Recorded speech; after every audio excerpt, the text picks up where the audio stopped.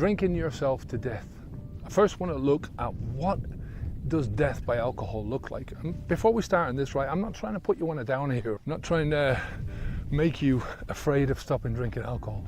The exact opposite. I'm trying to give you a reality check on what alcohol is doing to you, and to help you to see that your own future depends on you getting rid of things like this, getting rid of that instant gratification mentality.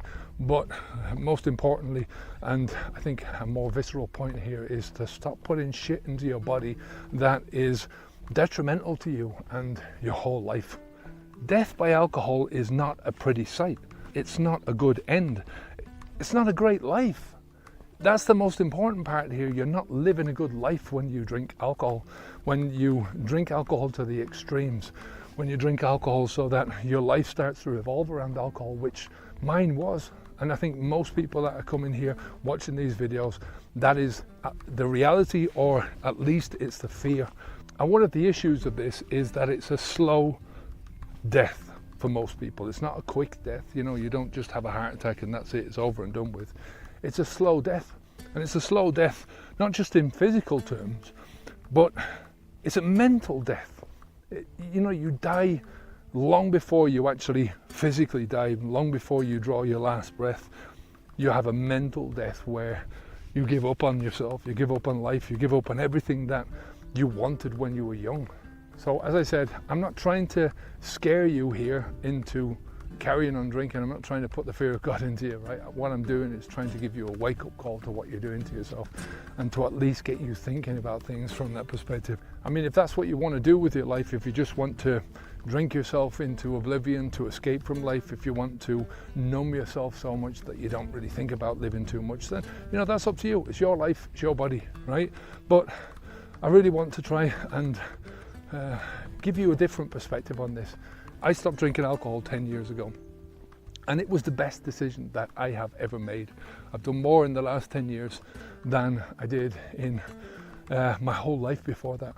And that's really one of the reasons why I can talk about this with full knowledge that I'm speaking from personal experience. I'm speaking from a guy who spent 30 years drinking this stuff. 46 years of my life I spent with the idea that alcohol was something that I wanted to do. Maybe not when I was a kid, but as you're growing older, you become accustomed to the idea that you're going to start drinking alcohol as part of the process of growing up. It's just a part of your life. It becomes normal. And that is a delusion. It's a sickness, really, in society, that we look at alcohol as being a normal part of our lives, because it causes sickness. It causes physical sickness and it causes mental sickness. I have seen some extraordinary changes in my life, and I wouldn't go back to drinking alcohol if you paid me $1 million. Now, when I was drinking, I was slowly killing myself. I was putting alcohol into my mouth and I was going through a slow suicide, and that's the only way I can put this. My life was disappearing before my eyes. My life was unraveling quickly, and that process of unraveling speeds up. The more you drink, the more that process winds up, because you're killing your organs fast, so the organs can't do their job. You're killing your life fast. Your life becomes more and more revolved around alcohol. The more your life shrinks, and the less you're going to do with your life. So you're speeding up that process of mental death.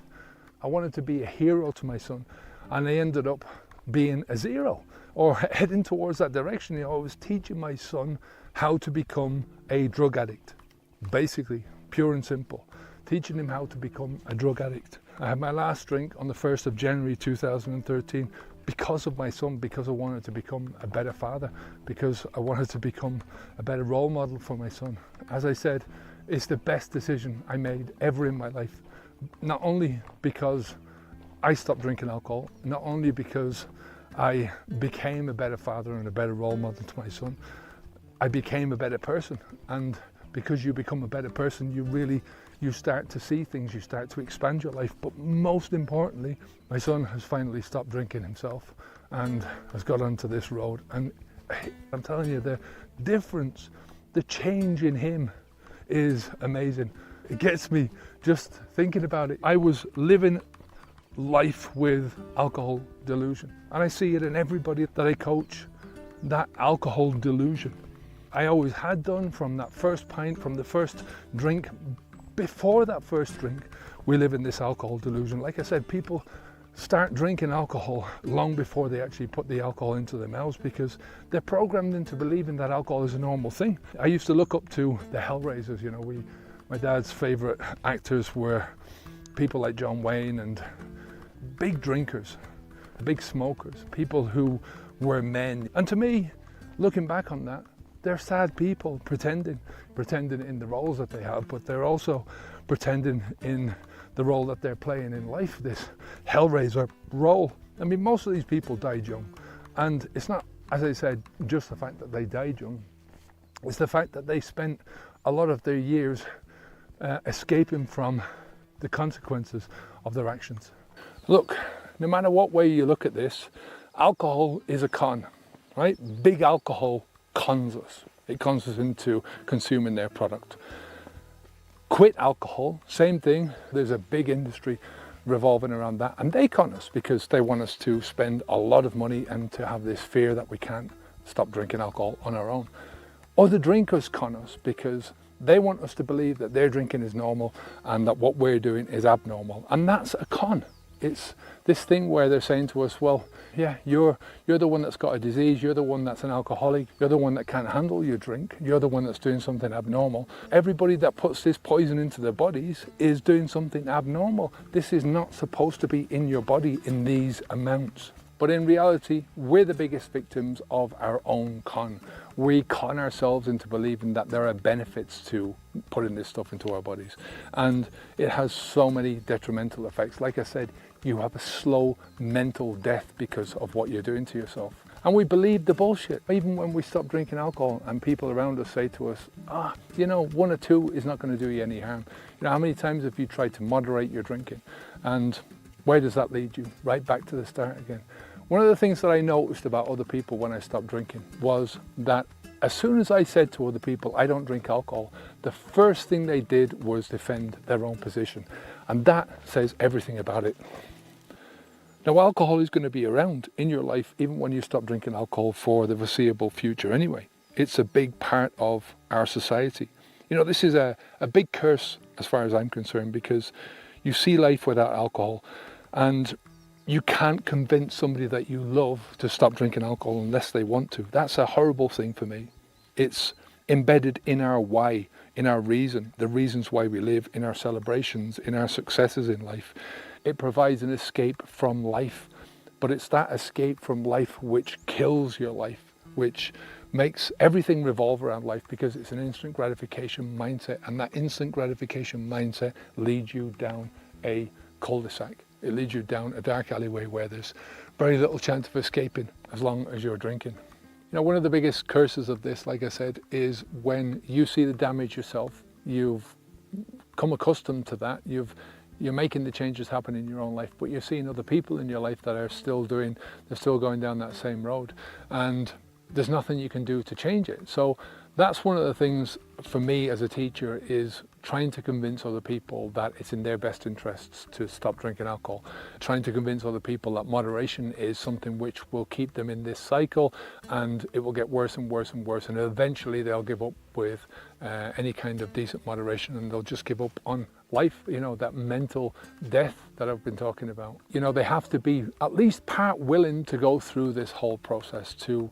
feel the fear and do it anyway, to try and reduce the fear that they have, to go from moderation to full badass quitting drinking alcohol, and no matter what happens, you're never going to drink alcohol again, right? And that requires people to overcome a certain amount of ambivalence. So this conflict that they have in their minds, they're so used to drinking, they're so used to dealing with life with alcohol, using alcohol as a medication to get over that medication mindset. And they've got the other side of themselves which knows that the damage that they're causing. Their body is attuned to this, that anytime the alcohol goes in, that it's a toxin. We convince ourselves that what we're doing is right. We tell ourselves these big fictions that keep us drinking for so many years. Like I said, I did it for 30 years.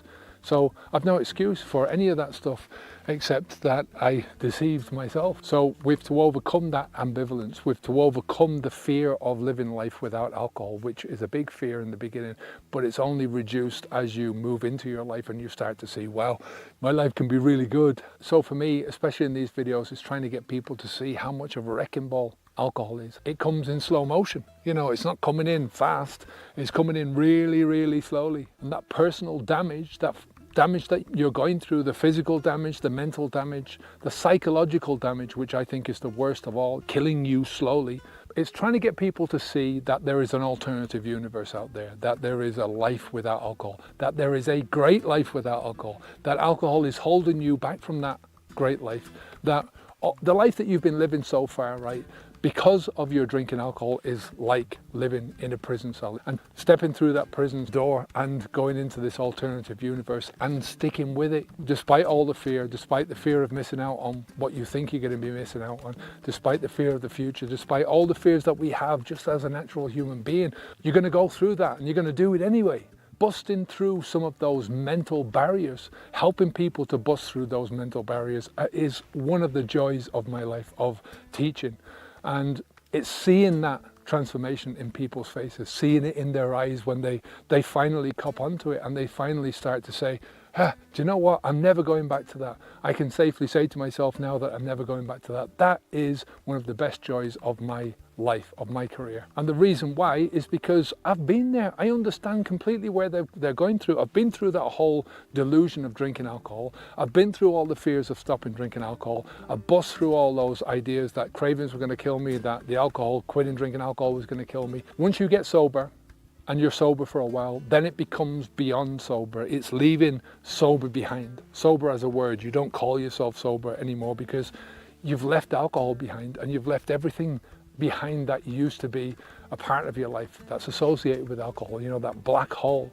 And it all becomes part of building your self-confidence, building your self-worth, building your self-efficacy. And it's the self-efficacy which is the most important. Self-efficacy is when you believe in yourself, when you believe that anything that you want to do, you can do, when you believe that you either have the skills to do this or you can learn the skills. So you've got self-belief in your own ability to deal with life, to get through life, believing that you can sort any problem, anytime, any place, anywhere. Death by alcohol is a long and painful process, right? It kills you slowly. It kills you physically slowly. It kills you mentally slowly, but it kills your life long before you've taken your last breath. I want to reiterate that. Stopping drinking alcohol is not, it's an easy thing, it's simple, right? You don't put the alcohol into your mouth. Stopping drinking alcohol in the long term is not easy because you have to make so many changes in your life, but it is well worth it. It's the best decision that I made 10 years ago. It's the best decision that I made deliberately in my whole life. And it's definitely the best decision that you will ever make. Take care of yourself. Onwards and upwards. Bye now.